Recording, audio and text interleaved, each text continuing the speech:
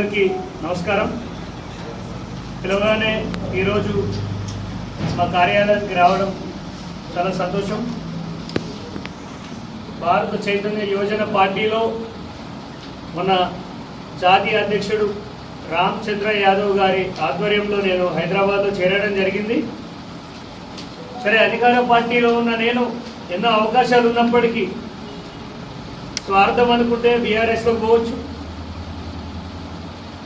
బీజేపీలోకి పోవచ్చు, ఇతర పార్టీలకు పోవచ్చు. కానీ నిర్మాణంలో ఉన్న ఒక బీసీవై పార్టీలోకి వెళ్ళడం అంటే బహుజనవాదం పట్ల నాకున్న చిత్తశుద్ధిని ప్రజలు అర్థం చేసుకోవాలి. ఇక్కడ మీకు కనిపిస్తున్న వాళ్ళంతా సిద్దిపేట కాన్స్టిట్యున్సీలో నా కోసం అహర్నిశలు పనిచేసిన వాళ్ళే, నన్ను నమ్ముకొని కాంగ్రెస్ పార్టీ నుంచి బయటకు వచ్చిన వాళ్ళే. వాళ్ళకి ఎన్నో అవకాశాలు ఉన్నప్పటికీ ఈయన ఇప్పుడు శివ ఉపాధ్యక్షుడు ఉండి వదిలేశాడు. సాయి శ్యామ్ యూత్ కాంగ్రెస్ మండల అధ్యక్షుడు ఆయన కూడా. అయినప్పటికీ ఎంతో కష్టపడి గెలిచినప్పటికీ చక్రధర్ గౌడ్ అన్న వెళ్ళిపోతే నేను ఉండను పార్టీలో అని చెప్పేసి బయటకు వచ్చాడు. ఇక్కడున్న తమ్ముళ్ళందరూ నా కోసం అహర్నిశలు కష్టపడ్డ వాళ్ళే. దసరా తర్వాత పార్టీ ఇంకా గొప్పగా ఆవిర్భవించబోతుంది, ప్రజల్లోకి వెళ్ళబోతుంది. సిద్దిపేటని ఒక ప్రతిష్టాత్మకంగా తీసుకున్నాము. రానున్న స్థానిక సంస్థల ఎలక్షన్స్లో భారత చైతన్య యోజన పార్టీ అద్భుతంగా మాకు చాలైన సీట్లు మేము జెడ్పీటీసీ కానీ, ఎంపీటీసీ కానీ, సర్పంచులు కానీ కైవసం చేసుకోబోతున్నాము.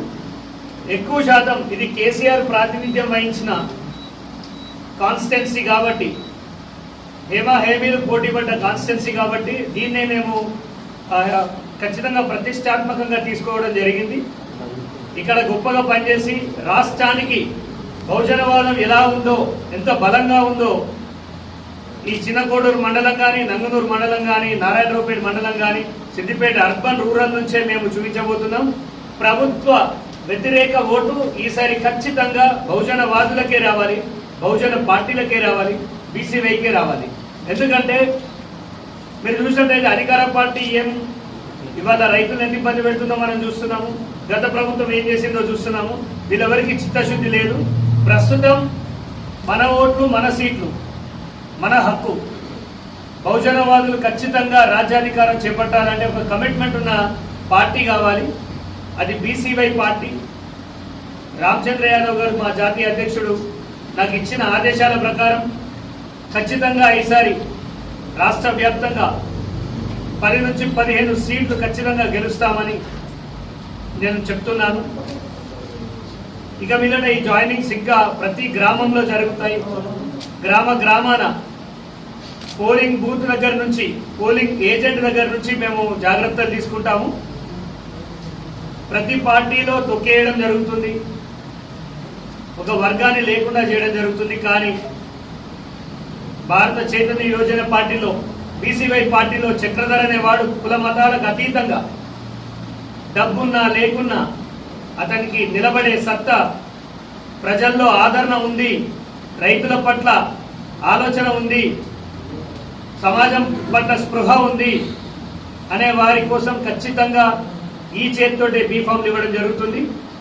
ఎంపీటీసీ కానీ, జెడ్పీటీసీ కానీ డబ్బు చూడకుండా అవసరమైతే మేము గెలిచే క్యాండిడేట్ల కోసం మా శక్తిని ఉపయోగిస్తాము, వారికి అండగా నిలబడతాము.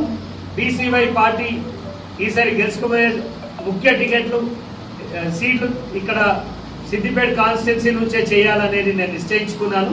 దానికి సహకరించిన మా సోదరులందరికీ ధన్యవాదాలు తెలియజేస్తూ, రాను ఇంకా కూడా మేము ముందుకు చాలా గొప్ప విషయాలతోటి, ప్రజా సమస్యలతోటి ముందుకు వస్తాము.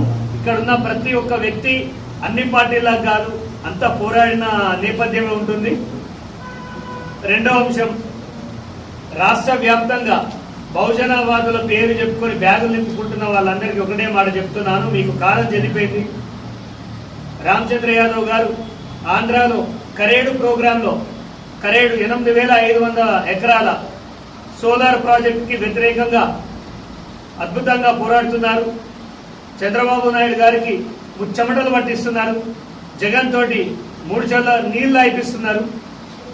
ఇక్కడ తెలంగాణ వచ్చేసరికి చక్రధర్ నీలాంటి వాడు మాకు కావాలి, నువ్వు పని చేయి, నీ వెనకాల మేము ఉంటాం. నీ మీద కానీ నీ కార్యకర్తల మీద కానీ కేసులైతే మీ నాయకుల లెక్క మేము చూస్తూ ఊరుకోము. నీకు కావాల్సిన న్యాయ పోరాటానికి కావాల్సిన లాయర్లను కానీ సపోర్ట్ని కానీ మేము ఇస్తామన్నారు. అదే మాట ఇక్కడ చేరిన ప్రతి ఒక్కరికి చెప్తున్నాను. ఏ పోలీస్ కేసులకు భయపడేది లేదు, ఏ పెత్తందారి వ్యవస్థకి మోచేతి నీళ్ళు తాగాల్సిన అవసరం లేదు. బహుజనవాదులు కదలాలి. ఇంకా కూడా బహుజనవాదం అని మాట్లాడడం కాదు, ఆ దిశగా నిలబడే వాళ్ళకి సపోర్ట్ ఇవ్వాలి. ఇంకా కూడా బీఆర్ఎస్ మోచేతి నీళ్ళవుతా, కాంగ్రెస్ మోచేతి నీళ్ళవుతా, లేకపోతే చక్రధర్తో చేరితే బీసీవై పార్టీలో కనుక వెళితే మీకు పెన్షన్ రాదు, ఇందిరమ్మ ఇల్లు రాదు. ఇప్పుడు ఎట్లాగో వస్తలేవు.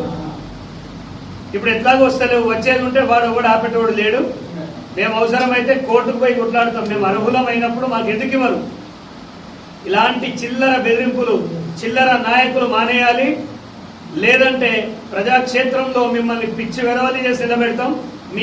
మీరు చేసిన దొంగతనాలన్నీ కడిగి పారేస్తాం. తస్మాత్ జాగ్రత్త. ప్రజల పన్ను ద్వారా ఈ పథకాలు సాధ్యమవుతున్నాయి.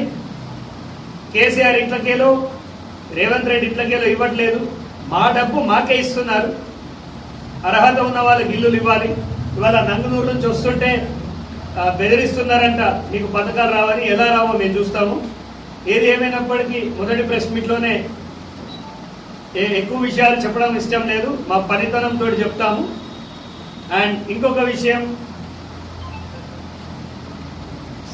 నిన్న నేను చిన్న కోడూరులో, ఇది సిద్దిపేట జిల్లా వ్యాప్తంగా ఉంది, ఇది చాలా ఇంపార్టెంట్ న్యూస్.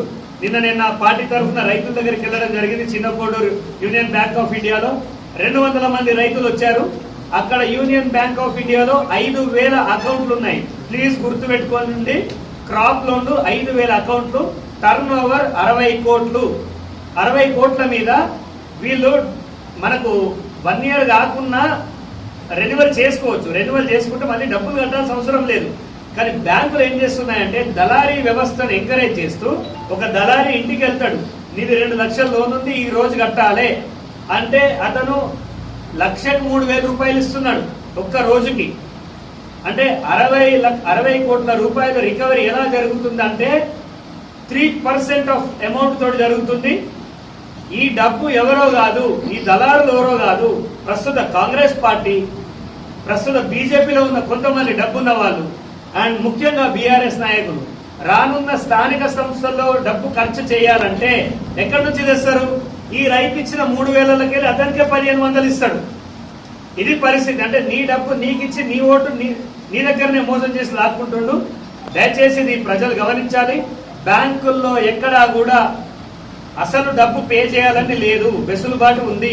కేవలం మిత్తి కడితే చాలు, మిత్తి కడితే రెన్యువల్ అవుతుంది. దీనిపైన నేను కలెక్టర్ గారిని కూడా కలవడం జరుగుతుంది. అండ్ సిద్దిపేట కలెక్టర్ గారు అద్భుతంగా పనిచేస్తున్నారు. మేడం చాలా అద్భుతంగా పనిచేస్తుంది, మేము గమనించినాం. అలాంటి వారికి మా పూర్తి సపోర్ట్ ఇస్తాము. పార్టీలకు అతీతంగా ఫైరోలను వ్యతిరేకిస్తూ ఏ నాయకుడైనప్పటికీ, ప్రభుత్వం కానీ, బీజేపీ కానీ, కాంగ్రెస్ కానీ, ఎవరు చెప్పినా అవసరమైతే నేను రాజీనామా చేసిపోతా కానీ తప్పు పని చేయని చెప్తుంది. నేను విన్నా సాక్షాత్తు.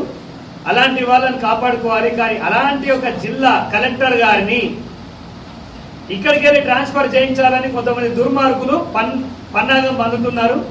పాపం బహుశా జిల్లా కలెక్టర్ గారి దృష్టికి నేనే తీసుకుపోతున్నా, వారికి తెలియాలనుకుంటా. నేను మొన్న సెక్రటేరియట్ వెళ్ళినప్పుడు ఈ విషయం నాకు తెలిసింది. త్వరలో కలెక్టర్ గారిని తీసేస్తున్నారంట. ఒకవేళ అలాంటి కలెక్టర్ని తీసేస్తే ప్రజలకు చాలా అసౌకర్యం కలుగుతుంది. మీ బీఆర్ఎస్ మూతులు దూడ్చేటోళ్ళకి, కాంగ్రెస్ మోచేతి నీళ్ళగేటోళ్ళని తీసుకొచ్చి ఇక్కడ వేస్తా అంటే మేము ఊరుకోము. నిజాయితీ గల ఆఫీసర్లను ఉంచాలి. ఈరోజు ఖచ్చితంగా వాళ్ళే ప్రజలకు ఉపయోగపడతారు. అద్భుతమైన సమీక్షలు జరుగుతున్నాయి.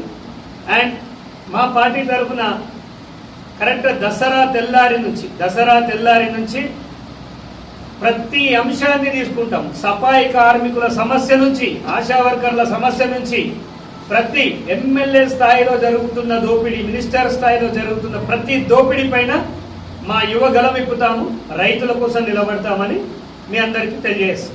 Thank you.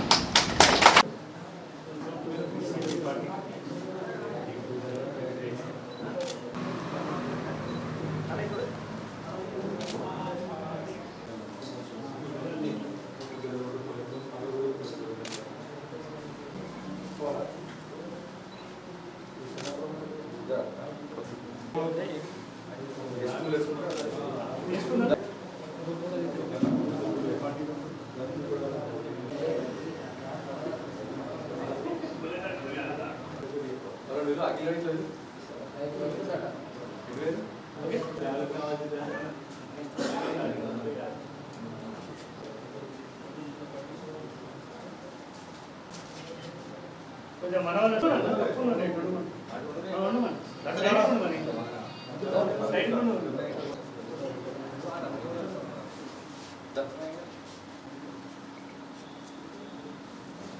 రంజిత్ సాయి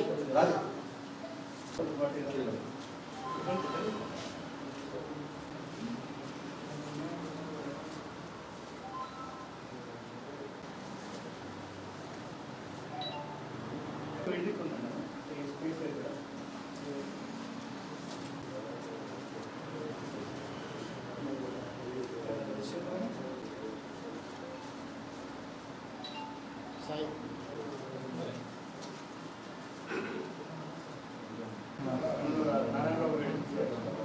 అదే చేద్దాం మనం తర్వాత త్వరగా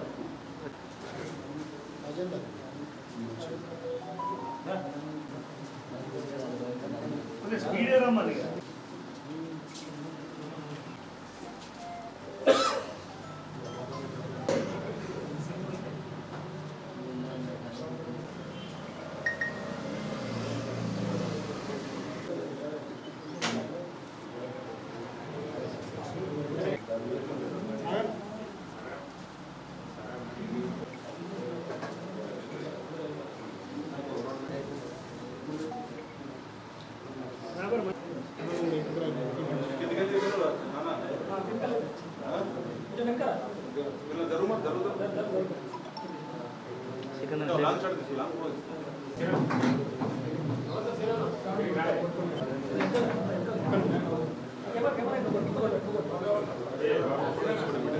ఓకేనా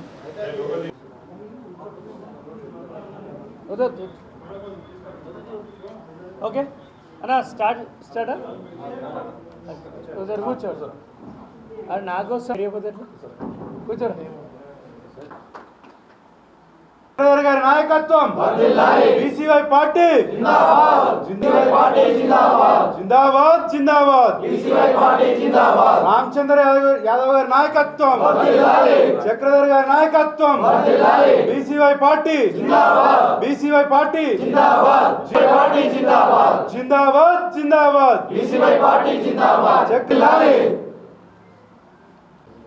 ప్రింట్ అండ్ ఎలక్ట్రానిక్ మీడియా సోదరులందరికీ నమస్కారం. అలానే ఈరోజు మా కార్యాలయానికి రావడం చాలా